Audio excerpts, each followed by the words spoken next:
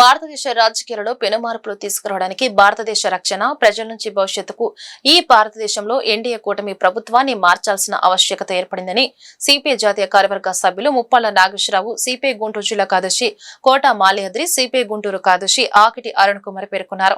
గుంటూరు నగరంలో నేడు శారదా కాలనీ ప్రాంతంలో ఈ యాత్రలను సిపిఐ గుంటూరు జిల్లా కార్యదర్శి కోట మాల్యాద్రి ప్రారంభించడం జరిగింది. అమరవీరుల స్తూపానికి పూలమాల వేసి నివాళులర్పించారు. ఈ సందర్భంగా వారు మాట్లాడుతూ దేశవ్యాప్తంగా బంద్ లవ్ జరూరీ హై మార్పు కావాలి అనే నినాదంతో పాదయాత్రలో ప్రారంభమయ్యాయని తెలిపారు. ఎన్నికల ముందు ఇచ్చినటువంటి హామీలను అమలు చేయడంలో ఎన్డీఏ కూటమి ప్రభుత్వం విఫలం చెందిందని, ఈ ప్రభుత్వాలు చేస్తున్నటువంటి ప్రజా వ్యతిరేక విధానాన్ని ప్రశ్నిస్తున్నటువంటి ప్రజలకు తీవ్రవాదులుగా, దేశద్రోహులుగా చిత్రీకరిస్తున్న బీజేపీ ప్రభుత్వం బ్రిటిష్ పరిపాలనకు ఏ మాత్రం తీసిపోవడం లేదని ఆరోపించారు. అవసరం ఉందని, మార్పు అవసరం ఉందని, మార్పు తప్పనిసరి పరిస్థితిగా కనపడతా ఉందని, మార్పు కూడా సాధ్యమైందని భారత కమ్యూనిస్ట్ పార్టీగా దేశవ్యాప్తంగా కూడా నన్ను నమ్మి ఈ కార్యక్రమాన్ని నిర్వహిస్తా ఉన్నాం. ఏదైతే ఇప్పుడు అరుణ్ కుమార్ గారు, హనుమంతరావు గారు మాట్లాడారో ఆ విషయాలన్నీ కూడా మరి మీ అందరూ వింటానే ఉన్నారు. గతంలో మరి కాంగ్రెస్ ప్రభుత్వం అధికారంలో ఉండగా అధికారం కోసం మరి మోడీ గారు మరి రకరకాల హామీలు ఇచ్చారు. దాంట్లో భాగంగా మరి 2 కోట్ల సంవత్సరానికి ఉద్యోగాలు అన్నారు. 2 కోట్ల ఉద్యోగాలు మరి ఇన్ని సంవత్సరాలు 11 సంవత్సరాల్లో 26 కోట్ల ఉద్యోగాలు ఇవాళ ఉద్యోగాలు ఏమైపోయింది అర్థం కాని పరిస్థితి. ఓ పక్క మరి కమ్యూనిస్ట్ పార్టీ మరి ప్రోత్బలంతో కాంగ్రెస్ మీద ఒత్తిడి తెచ్చి బ్యాంకులు జాతీయం చేస్తే, మరి రైల్వే జాతీయం చేస్తే ఇవాళ అన్ని కూడా ప్రైవేటు రంగానికి అప్పచెప్పి మోడీ గారు ఉన్న ఉద్యోగాలన్నీ కూడా కార్పొరేట్లకి వాళ్ళ చేతుల్లో పెట్టి ఉన్న ఉద్యోగాలను కూడా భద్రత లేకుండా చేస్తా ఉన్నారు. ఓ పక్క రైతులకు సంబంధించి ఏదైతే హామీ ఇచ్చారో రెట్టింపు ఆదాయం చేస్తామని రైతులకు చెప్పారు.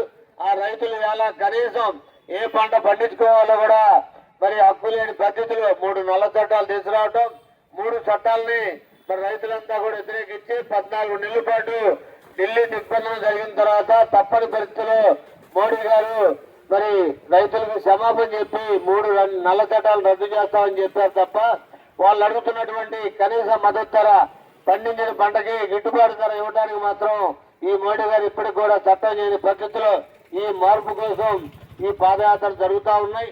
అట్లాగే మరి మహిళల మీద దాడులు జరుగుతూ ఉన్నాయి.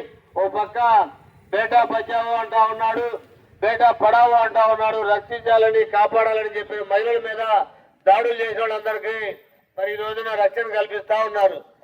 దాంట్లో ఉదాహరణ చూస్తే మరి ఏ రోజుకి ఆ రోజు మరి అత్యాచారాలు జరుగుతూ ఉన్నాయి. మరి గుజరాత్కు సంబంధించి మరి అల్లలు నిర్వహించి అక్కడ ఉన్నటువంటి మహిళల మీద దాడి చేసిన క్రమాలు అత్యాచారంగా చేయటంగా కాకుండా ఆ చిన్న పిల్లలు కూడా మరి చంపడం జరిగింది. అదేవిధంగా ఎన్నికలకు ముందు ఇచ్చినటువంటి హామీలను ఏమాత్రం కూడా నెరవేర్చకుండా మాయమాటలు చెప్తూ ప్రజల్ని మభ్యపెడుతూ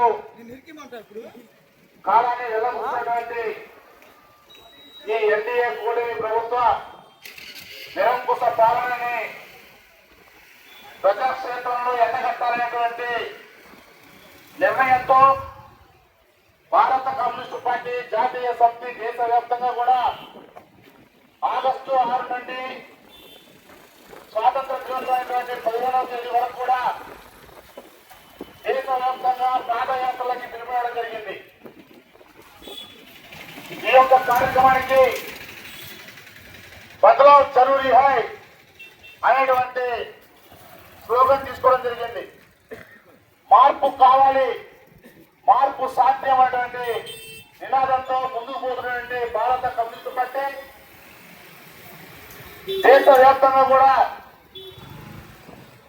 ఎన్నికల ముందు నరేంద్ర మోడీ గారు మన ప్రజల మధ్యకు వచ్చి అన్ని రాష్ట్రాలు తిరుగుతూ ఆనాడు ఉన్నటువంటి యూపీఏ 2 గవర్నమెంట్ కాంగ్రెస్ ప్రభుత్వం ఏదైతే ఉందో అది పూర్తిగా అవినీతిమయం అయిపోయింది, పూర్తిగా స్కామ్లతో నిండిపోయింది. ఈ కాంగ్రెస్ ప్రభుత్వం భారతదేశానికి, భారతదేశంలో నుండి ప్రజలకి ఏ మాత్రం కూడా ఉపయోగం లేదు, ప్రజల్ని మొత్తం కూడా దోచుకుంటా ఉంది అనేటువంటి మాటలు చెబుతూ బీజేపీ ప్రభుత్వం అధికారంలోకి వచ్చిన తర్వాత ఈ భారతదేశంలో ఉన్నటువంటి నిరుద్యోగ యువతకి విద్యార్థులకి కాంగ్రెస్ ప్రభుత్వం ఏమీ చేయడం లేదు. మేము అధికారంలోకి వస్తే సంవత్సరానికి 2 కోట్ల ఉద్యోగాలు కల్పించి ఈ భారతదేశంలో ఎక్కడ కూడా నిరుద్యోగ సమస్య లేకుండా చేస్తాం. అదేవిధంగా యువతకి ఉపాధి అవకాశాలు కల్పిస్తామని చెప్పి ఆనాడు హామీ ఇవ్వడం జరిగింది.